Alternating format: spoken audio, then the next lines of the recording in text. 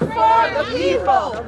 FERC doesn't work for the planet. 2 days ago, James Cromwell, myself, Protect Orange County, in partnership with Beyond Extreme Energy, disrupted a FERC commissioners meeting. It was the first commissioners meeting with a full 5-member commission, and they voted on supporting the VLP order that usurps the authority of the state of New York to protect its water. And it not only usurps the authority of the state of New York, but the right and the responsibility of the state of New York.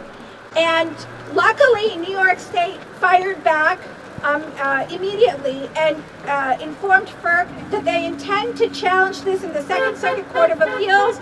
And in the meantime, there is a stay in place. So you should see no construction activity along the Millennium Pipeline, the proposed Valley Lateral Pipeline, in the near future.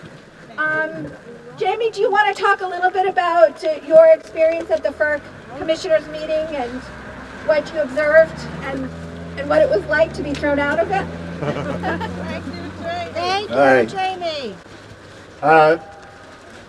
The FERC meeting is a dog and pony show of absolutely zero significance, except for the fact of the things that they pass when the public is not there.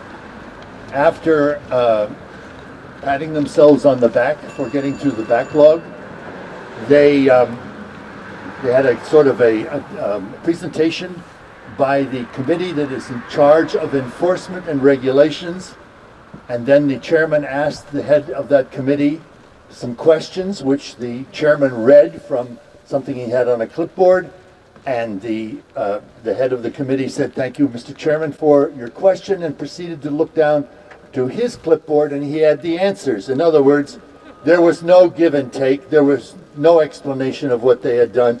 Just a pro forma demonstration of their lack of concern about what these projects are doing to the people around the country. Then they wanted to close the meeting really quickly. We stood up one at a time, 3 of us, and were escorted from the room, yelling loudly all the way down the hall. The chairman made a very nice crack about me, said, "Oh, don't pay any attention to him, he's only a third-rate actor." So I said, well, any publicity is better than no publicity. The thing that concerns me is, what do we do next? I was recently reading about the people in Pennsylvania who broke into the FBI office during the Vietnam War and stole all the files and gave them to the press, which outed COINTELPRO and the things that then J. Edgar Hoover, the head of the FBI, was doing to disrupt the left.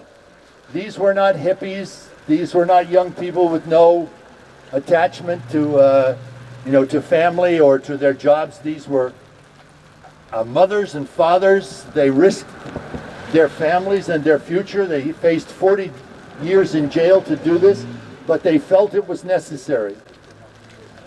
It's incredible to see you all out here. It's very, very important that people come to this. I only pose to you, what's next? What are we willing to do to end this? Because it's being escalated on the other side. FERC is escalating it.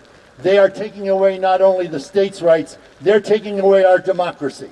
We don't have a voice. And we won't have a voice until we raise our voices. We raise our voices here, and then you have to raise your voice in the Hall of Power. When you do that, and it's effective, you take a risk. There is consequence, but it's worth it. This planet will not survive. This community will not survive. We will not survive unless we stop this. It's up to us. It can be done. The risk is worth it. Choosing something else is not tenable at this point, so I implore you, think big. Think courageously. Put your body where your mouth is. Don't eat meat. Boycott Exxon. Let's stop this thing now. Thanks.